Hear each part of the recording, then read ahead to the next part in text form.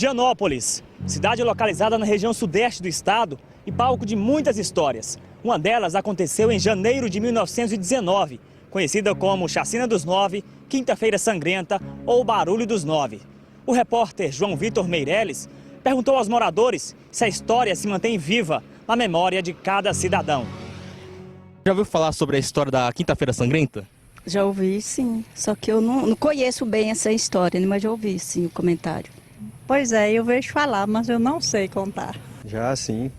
A gente tem um comércio aqui na praça e sempre vem turistas, vem gente de fora e pergunta o que é aquilo ali, o que é aquele tronco, né? E a gente vai dar alguma palavrinha. Conheço, porque tem 9 enterrados na Capelinha dos 9, que foram mortos e trazeram para cá e enterraram. Como vocês puderam observar, a história por trás do monumento da Capelinha dos Nove não está bem inserida no cotidiano dos dianopolinos. Muitos já esqueceram os seus detalhes. Mas quem irá nos guiar em meio a essa história é a repórter Stephanie Simão. Dianópolis, terra das Dianas, lugar que homenageia 4 mulheres que foram muito influentes em 1930. Mas lá antes, no século XVIII, uma mulher, uma indígena, foi a responsável por descobrir a região. Segundo a tradição oral, uma índia vinha lá da onde ficam as missões, 12 quilômetros daqui, e ela se desgarrou do grupo para fazer suas necessidades, né, fisiológicas. Quando ela estava fazendo suas necessidades, ela se deparou com uma pedra muito brilhante, né? E, por sinal, esse lugar onde teve início essa mineração aqui em Dianópolis fica muito próximo aqui, ali na Rua da Mina, próximo à Praça da Capelinha. E essa índia então levou essa pedra, né, e mostrou para um capitão e para um padre, e eles perceberam que era ouro. A partir dessa descoberta de ouro, começaram a vir gente de vários lugares para Dianópolis. Aí passaram a vir gente da Bahia, do Maranhão, Pernambuco, Piauí, a parte sul de Goiás. E aí Dianópolis começou a se fixar no sítio atual, né, onde está hoje. Então o início de Dianópolis no sítio atual, já nas primeiras décadas do século XIX, 1830, 1840. Passaram a vir várias pessoas de outros lugares, principalmente para viver em torno dessa mina de ouro. Em torno dessa mina de ouro vieram os fazendeiros, criadores de gado, pequenos comerciantes. Então, as primeiras famílias de Dianópolis, que até fizeram parte desse momento aí chamado Barulho, como os Pova, os Costa, os Volner, vieram nessa época, a partir da descoberta da mina de ouro, mas principalmente para cuidar de atividades ligadas ao campo, principalmente criadores de gado. As famílias Volner, Pova, Aires e Cavalcantes são os personagens principais da nossa história. É uma história dramática. Tudo iniciou-se nos idos de 1918 para 1919. Então a vila, naquela ocasião, Dianópolis chamava-se Vila de São José do Duro. O povo vivia pacatamente da agricultura e da pecuária. Então, na cidade, na vila, no vilarejo, naquela ocasião, despontou-se no campo da política Abílio Volner, que foi eleito por 2 vezes a deputado estadual e líder da Câmara, em Goiás Velho.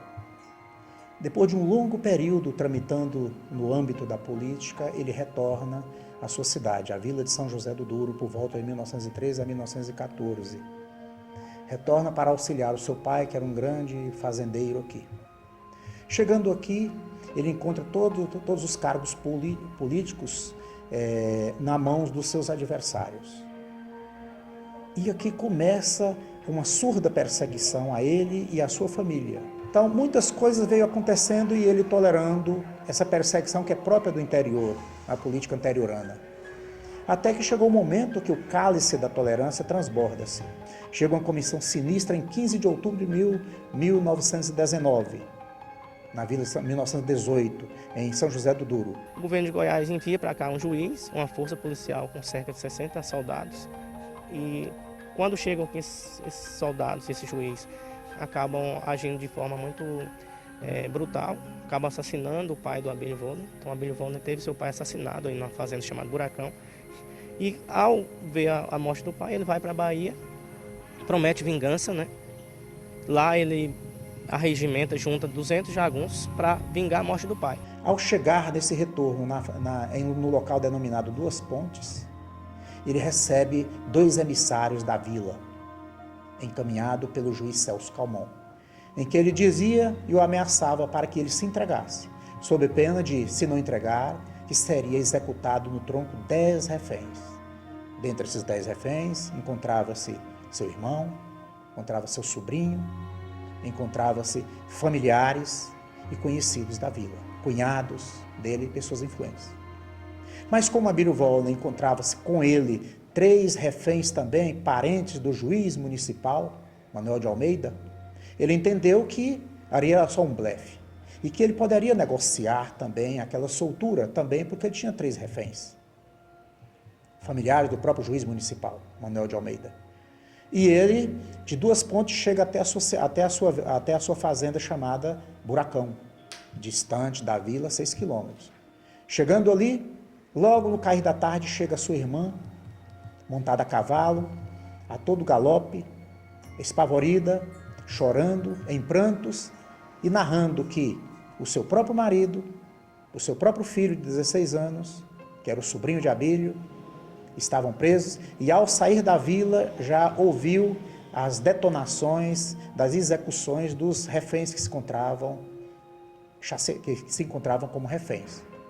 Prende esses 9 reféns e acaba matando eles, né, chamado tronco, que era uma peça de madeira usada desde a época da escravidão para prender pessoas.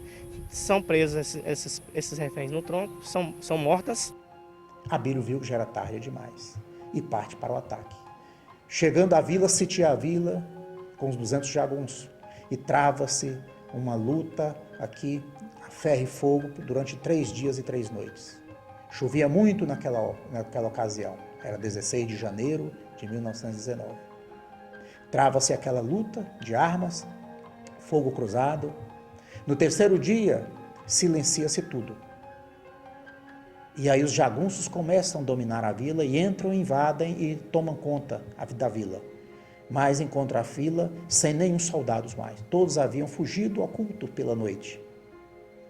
E apenas deixava um saldo de mortos. Esse episódio foi conhecido como barulho por conta do grande número de tiros, muito barulho. Diz que o barulho é tão alto que as pessoas nas propriedades próximas, nas chácaras, escutavam. Então ficou conhecido como barulho do duro. A cidade veste-se de luto. E assim acaba-se, esse é o epílogo da triste história de Dianópolis, a antiga vila de São José do Douro. 100 anos depois, a história continua viva na cultura dos dianopolinos, devido à sua grande importância. Eu, como sou muito descendente de um dos 9, né? Em casa não se falava esse assunto era um tabu, né? O que a gente sabia era do diz que me disse, de outra pessoa contar. Na família mesmo, era muito complicado falar sobre essa tragédia, porque foi muito marcante, né? Então, mas isso dava angústia na gente, por que não falar? 100 anos depois, a gente acha que tem que falar, contar, né, a história, como a gente não teve a oportunidade de saber. Quem sabe nossos descendentes agora terão essa oportunidade de saber. Essa também foi a ideia da equipe técnica, né, que surgiu para a gente resgatar essa história de Dianópolis.